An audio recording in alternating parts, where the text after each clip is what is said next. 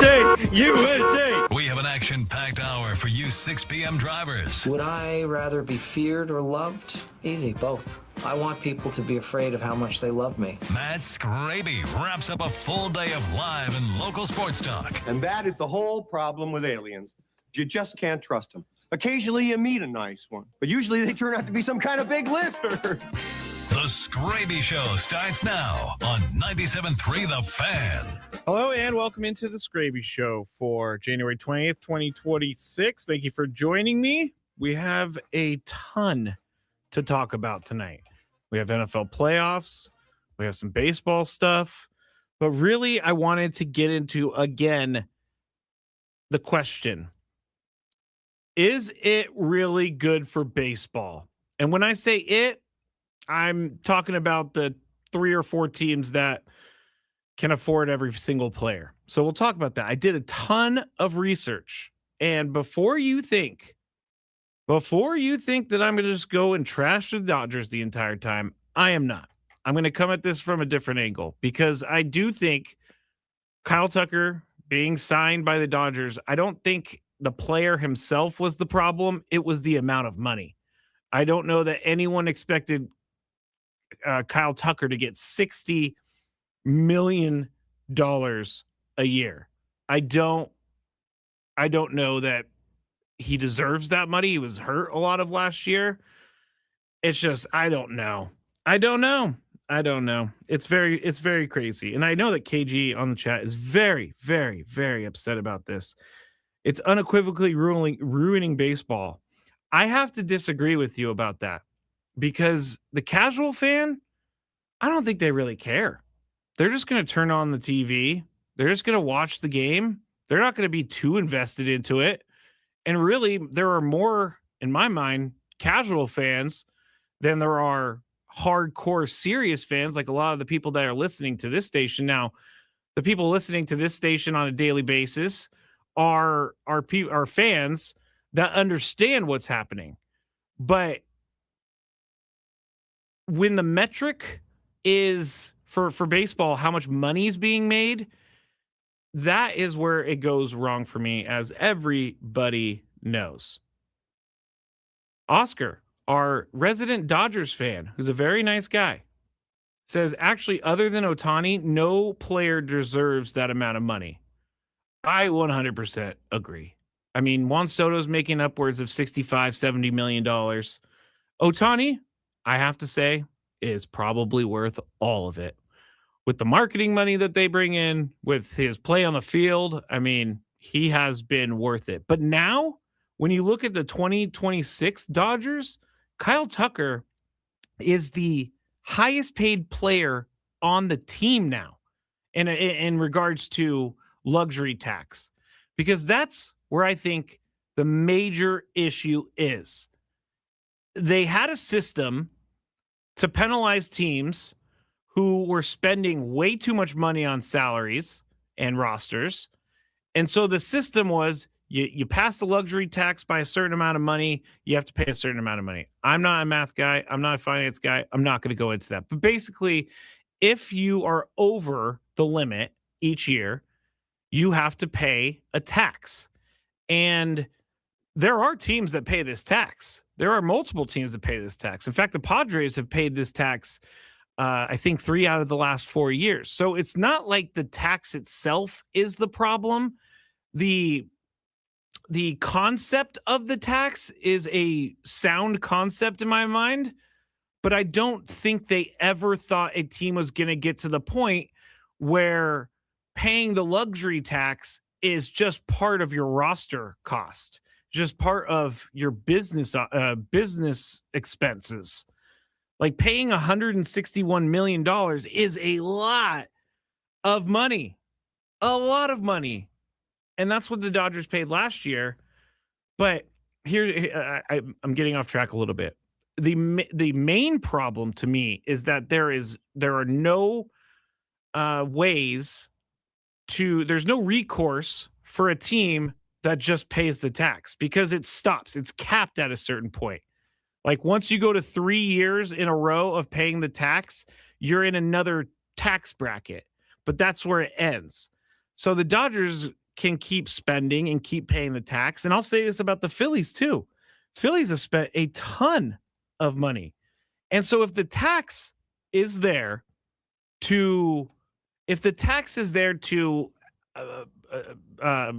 what's the word I'm looking for? If the tax is there to make teams not sign a bunch of guys for a lot of money so that you have to play or you have to pay extra, if that's the punishment and the recourse, it's not working because the Dodgers are just paying it. Like right now, in all of baseball, the in the 2026 luxury tax rankings, Kyle Tucker is going to count for the most luxury tax across all of baseball.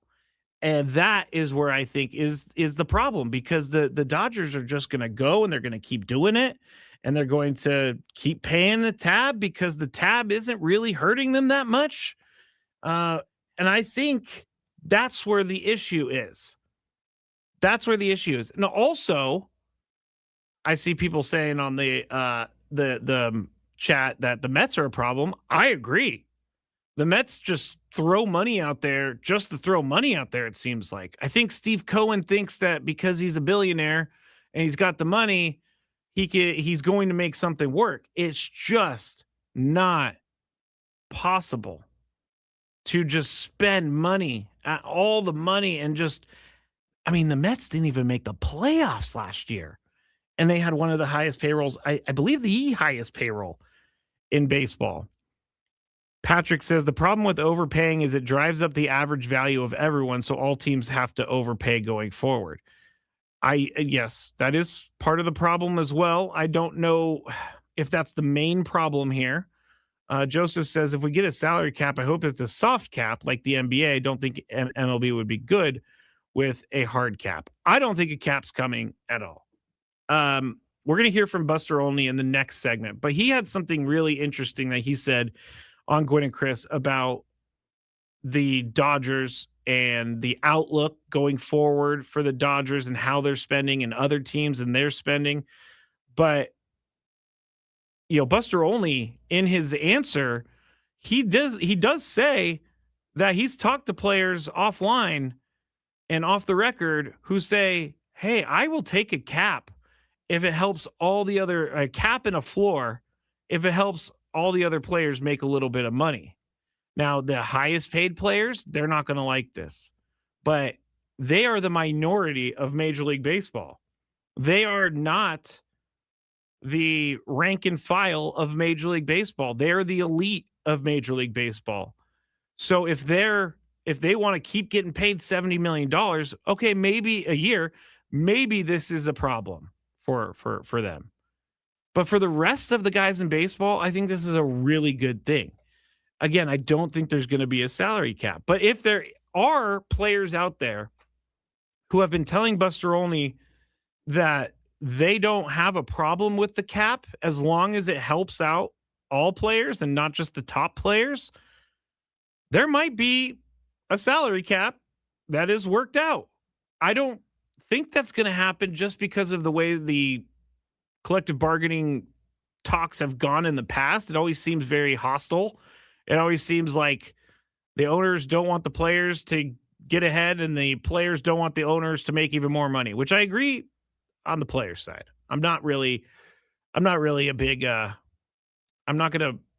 anyway, you get what I'm saying. But back to the entire luxury cap. So in 2025 or in 2026, right now, as their roster stands right now, they owe $413 million in payroll, according to Spotrac. And their projected tax bill for this year, and we're not even to spring training yet, so this is the money that they owe. They are expected to pay $169 million in luxury tax. That, again, is the problem. $170 million is a lot more than a lot of teams can say for their entire payroll, which we can get into that whole conversation of, are the lower teams contributing to the problem? Yes, yes, the lower teams are contributing to the problem. They are, because they need to spend more money. Because then, if they're not going to spend any money, then it just ends up going the Dodgers and the Mets way and the Phillies way. But if you're looking at the luxury tax of 2026, $244 million is the cap for this year. So the Dodgers, their space was $169 million. Their tax bill, this is where I got the 161. Their tax bill is estimated at $161 million. Their total tax payroll plus the estimated bill for 2026 is $575 million. Now, here is where the problem at the top is. The Mets are the second closest team to the Dodgers in regards to tax payroll and what they're going to have to pay at the end of the year. And this is the problem. Dodgers are projected to spend up $575 million on roster-related things this year. The Mets, who right now have a tax payroll of $359 million, their total for next year is supposed to be $460 million. That is $115. I don't do math, but that's $115 million difference right there. That is the problem. $115 million. Let me go down the list and look. That's more than two teams. But $161 million, that is more than 11 teams. The Brewers, as they stand right now, are not above what the Dodgers are going to pay. So that, to me, is the biggest issue, is when you have the top of the top being so far ahead, that's why fans think this is a big deal. And that's why I think this is a big deal. And again, it's not the Dodgers, because I am going to blame the Marlins, the Rays, the Guardians, the White Sox, the Pirates, the Nationals, the Twins, the Cardinals. I mean, Cardinals usually spend, but Rockies. I want to blame all of them, because they are just as complicit in this whole thing as the teams at the top. We're going to get more into this because I went through a lot of different stats, and I wanted to share where some of the highest paid players in the league, where they're at. And then I wanted to go through real quick where the teams finished. Let me start that over. The highest payroll teams, where did they finish since 2021? So we'll go through that when we get back. We'll hear from Buster Olney as well. This is the Skraby Show, 97.3 The Fan. Gambling problem? Call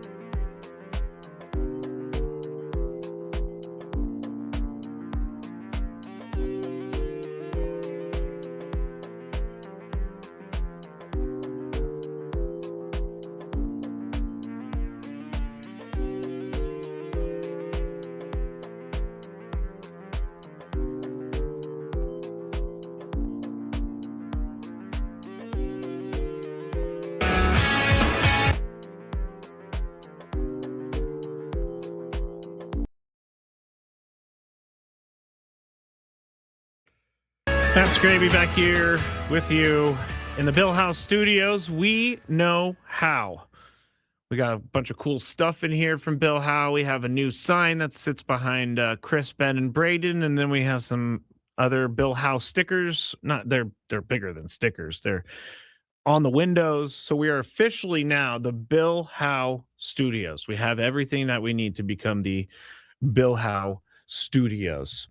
Matt Skraby, 97.3 The Fan, The Skraby Show. You can watch if you would like. Go to Facebook, search 97.3 The Fan. Also, YouTube, 97.3 The Fan, The Skraby Show, at The Skraby Show is where you go for that. SKRAB as in boy, Y. We got Twitter, Matt Skraby. We got 97.3 The Fan SD on Twitter. We got a bunch of places that you could watch. You could also go and listen on the Odyssey app. If you're not able to watch, just type in 97.3 The Fan and you will find it. And Rod is on the chat saying, hit the like button when you go into the Skraby Show. Please do. Please do. This money thing in baseball is it's a much bigger topic than I think people give it credit for. Because immediately when the news came out of the contract terms, like at first it was just, hey, Kyle Tucker is going to be a Dodger. He signed with them. I'm like, all right, let's see how much is deferred. That's the big joke, right? And then I saw 4 years, $260 million. I'm like, that is ridiculous. That is ridiculous. And so I went to comments and I started looking at all the different comments on posts about Kyle Tucker signing with the Dodgers. And this is where I find Major League Baseball is not paying attention to. They're not paying attention to the people that are actually commenting, to the people that are actually engaging, and to the people that are actually watching their sport. This is where Major League Baseball goes wrong because they just think everything. It seems like Major League Baseball is just going along like nothing to see here. It's all good. Nothing to see here. We're just gonna keep moving along as long as no one's really complaining too much within the league. We're just going to keep it moving. But here's the problem with baseball. When you say, and this is a common thing that I see, common response that I see, but when you say, oh, well, tell your team to spend some money, that is a false narrative because not all teams can spend $500 million on a roster. It's just not possible. That's why all the other sports have salary caps because each team is on a level playing field. The Dodgers opened up an entire new revenue stream for themselves when they signed Shohei Ohtani. And I know that's part of the reason why they gave him what they gave him, the money that they gave him, the length, all of that. That is a smart business move to sign Shohei Ohtani, just on the business side of baseball. But there's only one Shohei Ohtani. So that means that only one team is going to get the eyeballs of all of the Shohei Ohtani fans around the world and get the merch buys or purchases and get things like that. Like there's only one team that can claim they have Shohei Ohtani. So to the Dodgers, it's well worth it. Because they hold the cash cow, and the cash cow is Shohei Ohtani. So that's why all teams are not on a level playing field. I'm sorry, they're just not. Now, can teams spend more, put more money into their organization to become better, to bring more fans to the ballpark? Yes, they can, and they should. And I'm talking a lot about the guys at the top, but there's nothing to talk about with the guys at the bottom outside of they need to have a spending floor. And I don't even know if owners would agree to a spending floor. I think the owners are the problem. I think they're the ones that are being high and mighty and trying to keep status quo or not keep status quo. They want to pay less money. And it's ridiculous. It's ridiculous. There's only 3 teams now that can truly compete. Truly. Cole says, Skraby, we love you. Thank you, Cole. Unhappy guest. I don't like that name because it makes me feel like you're unhappy. How many more hours until Ohtani is up to bat? Like 4 million. Rod says, as a San Diego Padre fan, I feel that our hands are tied behind our backs until we get an owner. Not just any owner, but an owner that's going to love the team as much as the city. I agree with that, Rod. I agree. But can we expect an owner to come in and just start paying $500 million a year in payroll? I don't really think that's a thing. I don't think we can expect that. In fact, the Padres, I mean, say what you want to say about how they've built their roster and the money they've given out. They are trying to compete. Like, that's the problem, is that the Padres are actually trying to compete, and they have spent 200, or they're, let me go back to 2025, because those 2026 numbers are projections and they're fake. 2025, the tax payroll was $270 million. So their tax bill was only $7 million because they reset it, which you can reset. If you go under the threshold for one season, then you go back to the beginning. So if the Dodgers go under the threshold next season, that means that they go back to zero and they start the tax all over again. But say what we want to say about the Padres. They have tried. There are currently, in 2025, there were 14 teams that spent more than $200 million. So roughly half the league. Those teams are putting a ton of money into their team and they can't compete. Like, it's not a fair argument to me when you say, well, just tell your team to spend money. Again, the New York market is a cash cow. The LA Dodger market is a cash cow. Philadelphia, cash cow. Toronto, cash cow. San Diego, not a cash cow, but they're still making it work. And it's just, it's slightly annoying to me that some people do not see the problems that are right in front of us. Buster Olney, ESPN's Buster Olney, very nice, and joined us from Australia during the show today. It was 9:30 in the morning. He, as Chris said, he was enjoying his Vegemite, but he had a really, really interesting answer for the question, is baseball broken? And it's a little bit of a long answer, but I think that we should hear the entire answer because there's several things that we can break down from this. Well, I mean, there's no other way to describe the Tucker signing by the Dodgers is pure gluttony. Okay. I mean, think about it. Good work.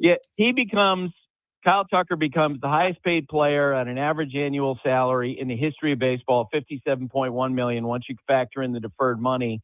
Anthony, I agree with you. It's like a great deal for him. He started the new year thinking that he was going to wind up with the Blue Jays, who were offering 10 years and $350 million. And then the Dodgers come in at the last moment because Kyle Tucker at his best is a great player, and they offer him the richest, salary ever. And you think about the projected lineup, the richest salary ever, that guy might hit fifth in that lineup. And that's why it feels, so gluttonous.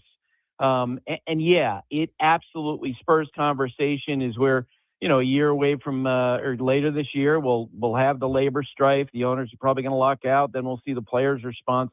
I'm not as pessimistic as a lot of people in my industry are, because there are two major questions I think remain to be unanswered. If the owners push for a salary cap, will they actually have enough owners together to force through some kind of a salary cap and potentially lose games? That's what happened in 94, 95. Effectively, the question was on the owner side. And on the player side, it was pretty well demonstrated the last round of negotiations, players want to play.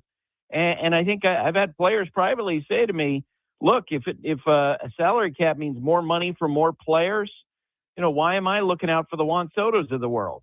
And am I going to shut down the full seasons? It's always reported that, the players are against the salary cap. And I feel like we got to amend that to players' leadership is saying it's against the salary cap. I'm really curious once we get into the weeds of things and we get closer to potentially losing games, whether or not the rank and file actually would go along with that. And that is very interesting. If the rank and file players in Major League Baseball end up like voting for a salary cap. Yeah, Bryce Harper, who makes millions upon millions upon millions of dollars a year, when there that whole news story where Rob Manfred walked into their clubhouse and he said, "Get the bleep out of here if you're going to do a salary cap." Yeah, Bryce Harper is the upper elite echelon of players. I'm talking about like let me just pick someone from the Padres real quick. I'm talking about the Freddie Fermins of the world. I'm talking about the let's just go with my favorite guy. And now I forgot his name. Why did I forget his name? This is embarrassing. He was on the team last year. Tyler Wade. Duh. This is for guys like Tyler Wade. And those are the guys that are more prominent. And when I say prominent, I mean there are more of them than there are of the Bryce Harpers of the world. And Buster only had a great word for what the Dodgers did. Gluttony. It is absolutely gluttony. But you could also see, in that answer, maybe the national media does not feel that way about what's going on in baseball. Or maybe the national media isn't looking the other way, is what I should say. All right. Here's another one from Buster Olney. And it was asked, all right, Dodgers are the Dodgers. Padres are in the same division with the Dodgers. How can teams compete with the Dodgers? Here's what Buster Olney said. Well, exactly. And it was a total lightning strike. The Mets, I think, clearly thought they were going to get the player because Steve Cohen, who's active on social media, sent out a tweet early that day saying, "We're waiting for the white smoke to appear." Yes, he did. He's not sending that out unless he thinks he's going to get the player. Yeah. Right? And so all of a sudden, whoop, and that's what I've talked to people. The Mets really weren't aware that the Dodgers were going to be involved. They thought that they had the winning bid. The Dodgers come in. Does Kyle Tucker make them a better team? Yeah, he does. He's another great player.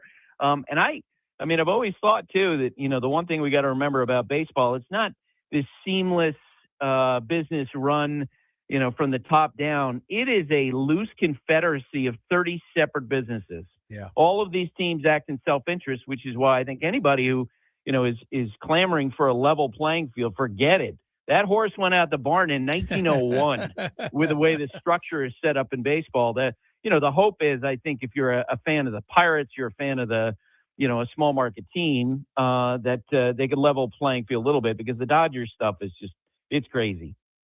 I'm happy that I heard Buster only say it's crazy, because then it makes me feel like I'm in the right place with my thought process. But there's just so much going on. A team should not be able to just outbid another team because they can.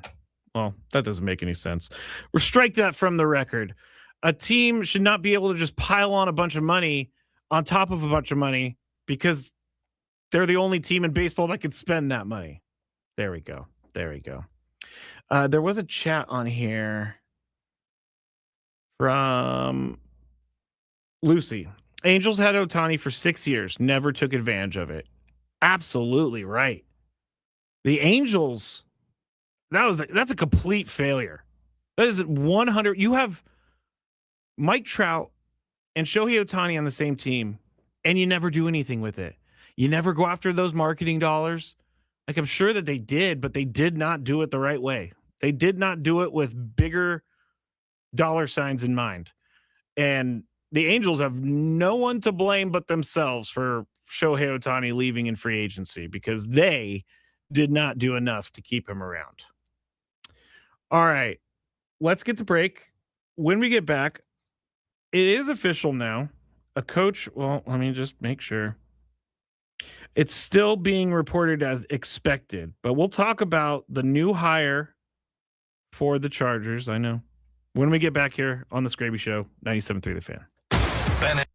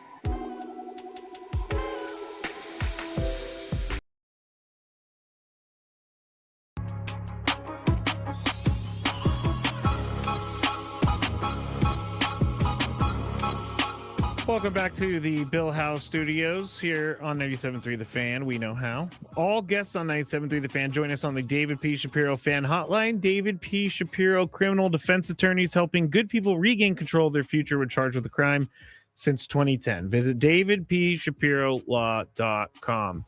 Matt Skraby fired up about this whole baseball money thing and depressed that my 49ers are out of the playoffs. I mean, Saturday night, now that the guys aren't here, I can actually talk and feel vulnerable. But Saturday night was a terrible night. It was awful.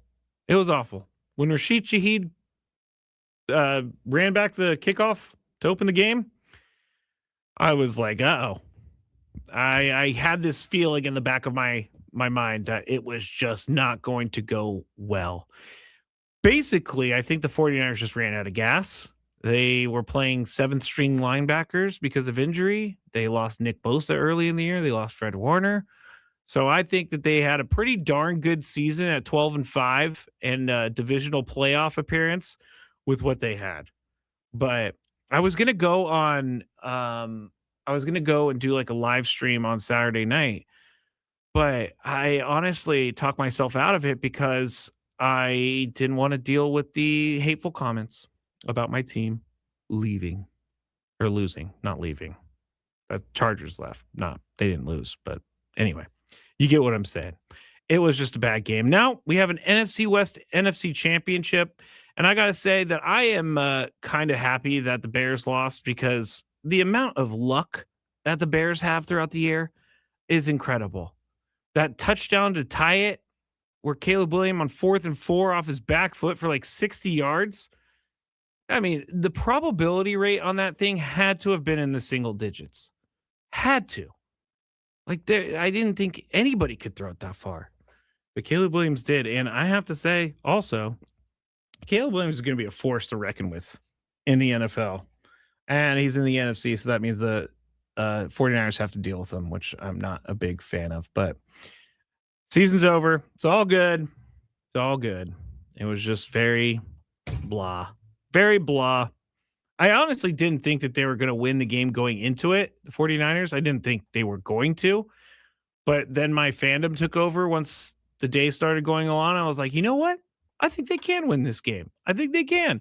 And then they did the 4th down trick play where Kyle Juszczyk, it was handed off to Kyle Juszczyk, and then he tried to pitch it to McCaffrey, and then the ball went out of bounds, and it was a fumble. It was just brutal.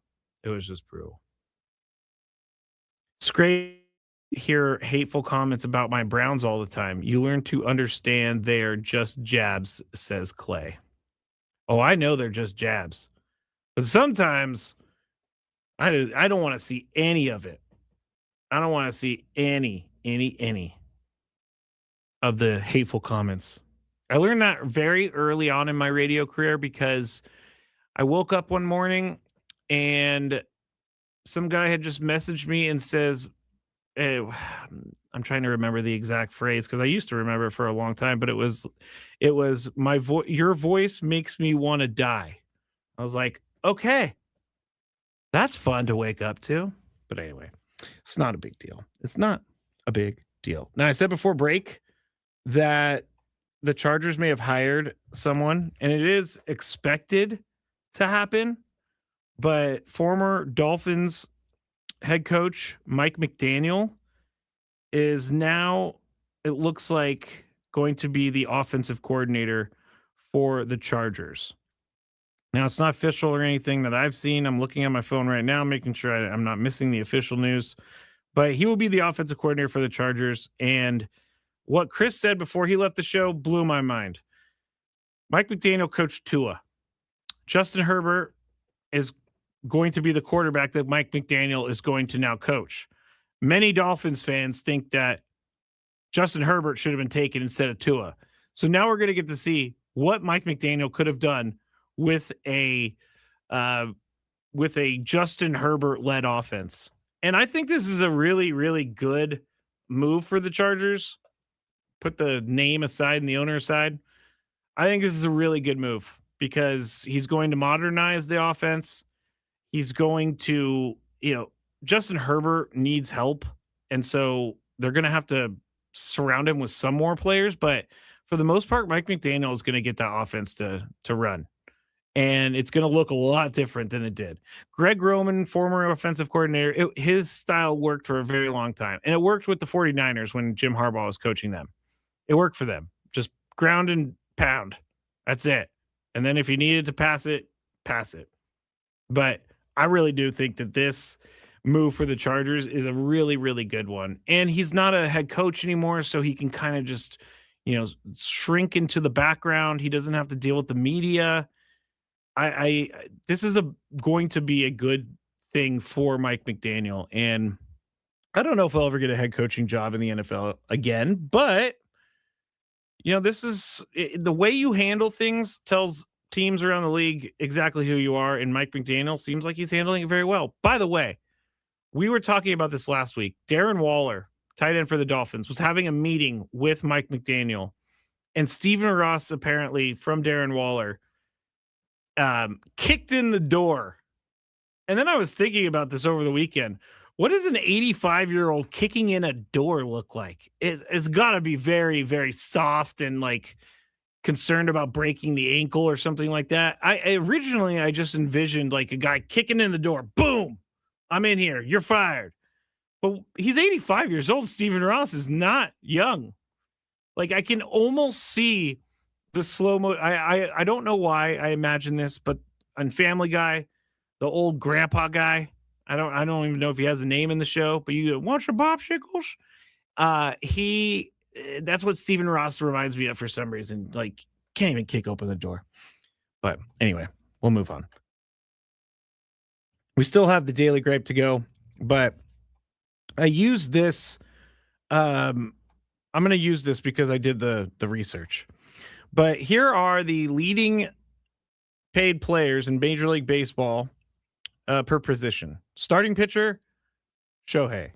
They have him listed as that and the DH. So I'm just going to keep him in the starting pitcher role. But if you really look at a traditional starting pitcher, Zach Wheeler is number 2 with $42 million.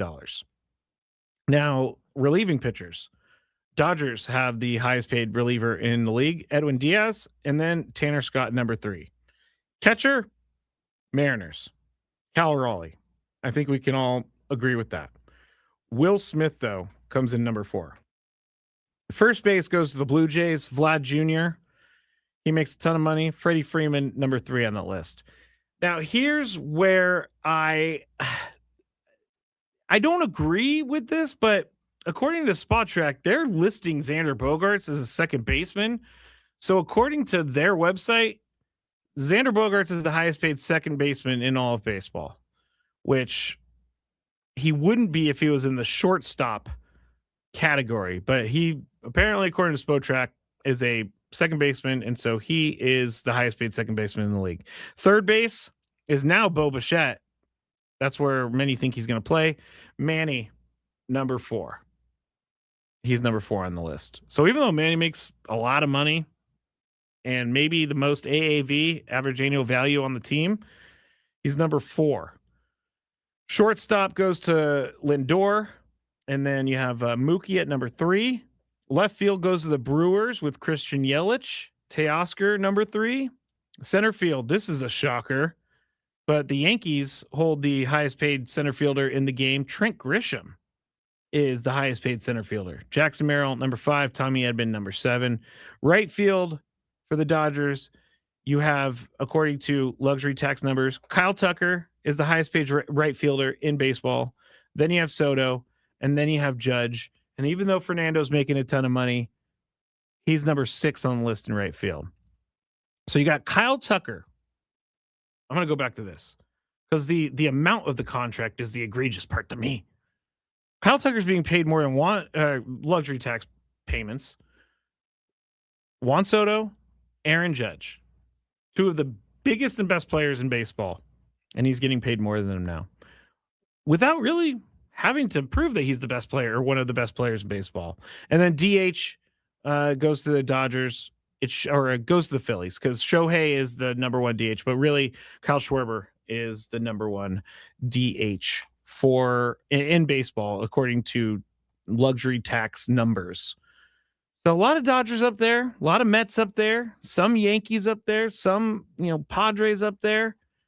But there's the issue is there's more Dodgers and Mets on this list of highest paid players per position in baseball than any other team.